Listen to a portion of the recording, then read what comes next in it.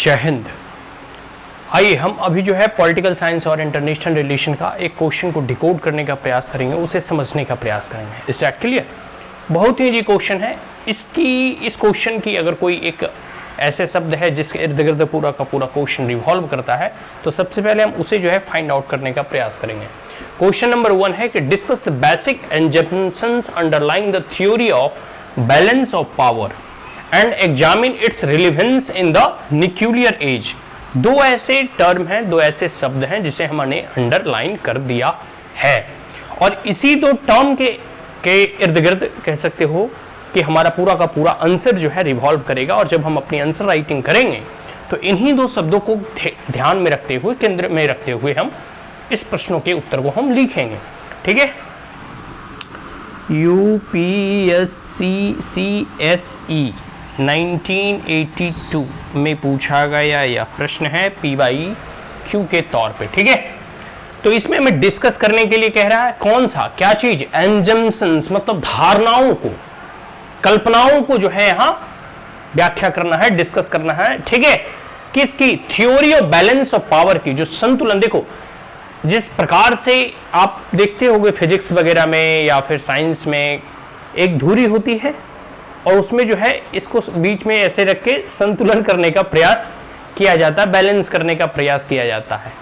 आपने एक पुराने ज़माने में, अब तो जो बेटिंग मशीन जो है डिजिटल हो गए, पुराने ज़माने में एक तराजू होते हैं जो देखते हो अभी भी, जो कह सकते हो ना कि जुडिशरी में जो एक कानून अंधा है का जो तस्वीर है, उसमें जो जुडिशरी है वो देवी की जो मूर्ति होती है उसमें एक तराजू लिए हुए रहती है। वो तो एक तरफ वेट रखा जाता था बटखारे के तौर पे, 5 किलो 10 किलो 10 ग्राम या जो भी है, और दूसरी ओर कोई जो गुड्स वगैरह तौले जाते थे उसे रखे जाते थे।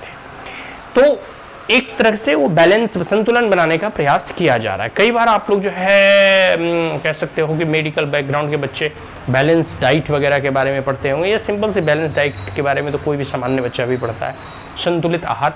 यहाँ कह रहा है अंतर्राष्ट्रीय संबंधों में जो है बैलेंस ऑफ पावर की जो अवधारणा है, जो थ्योरी है, इसकी व्याख्या करनी है। जैसे देखो अब वो जो पूरी की पूरी दुनिया जो है दो खेमे में बट गई थी शीत युद्ध में, आपको मालूम ही है, तो किस प्रकार से जो है एक देश दूसरे से जो है बैलेंस बनाने का प्रयास करता है। जैसे देखो अभी इस न्यूक्लियर एरा में जब तक चाइना ने परमाणु परीक्षण नहीं किए थे, तब तक भारत ने भी परमाणु परीक्षण के बारे में उतना जो है दिमाग नहीं खा पा रहा था, सोच रहा था कि चलो ठीक है। हालांकि 1962 में के युद्ध में जो है भारत को पराजय झेलनी पड़ी थी, उसके बाद से ही थोड़ा भारत ने भी कान खड़का लिया कि नहीं, ये चाइना का एग्रेसिव बिहेवियर है, हमें जो है पूरी की पूरी अपने जो है सेना को तैयार रखना होगा।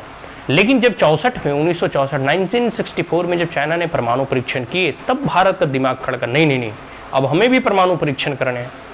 फिर आते आते हमने जो है 2 बार परमाणु और अणु परीक्षण किए। अब भारत को देखा देखी जो है पाकिस्तान ने कर लिया। तो ये एक संतुलन जो है बनाने का प्रयास किया जाता है। एक राष्ट्र दूसरे राष्ट्रों की सामरिक कह सकते हो ना कि स्थिति को देखते हुए अपने आप को मजबूत करने का प्रयास करती है। कई बार जो है दूसरे देशों के साथ अलायंस बनाकर ऐसे जो है बैलेंस ऑफ पावर किए जाते हैं, जो जैसे नाटो वगैरह या वार्सा पैक्ट वगैरह बना, ताकि किसी भी अगर देश दूसरे देश पे आक्रमण करे उस परिस्थिति में हमें उससे सहायता मिल सके। State clear. अब है कि examine its relevance in the nuclear age, और इस न्यूक्लियर एज में मतलब वर्तमान में का एज न्यूक्लियर एज के रूप में आप देख सकते हो कि कई एक देशों के साथ जो है के पास जो है परमाणु जो है बम है या फिर परमाणु वेपन्स हैं, ठीक है, न्यूक्लियर वेपन्स हैं।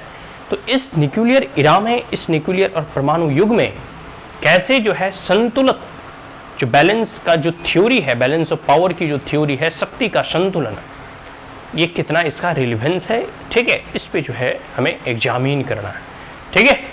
तो डेट्स ऑल, थैंक यू। आशा करता हूँ कि ये समझ में आ गया हो। जब हम लोग कभी इसके डिटेल में आंसर राइटिंग करेंगे तो और अच्छे से समझने का प्रयास करेंगे।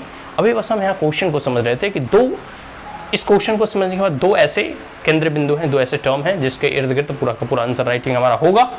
Is that clear? So that's all, thank you.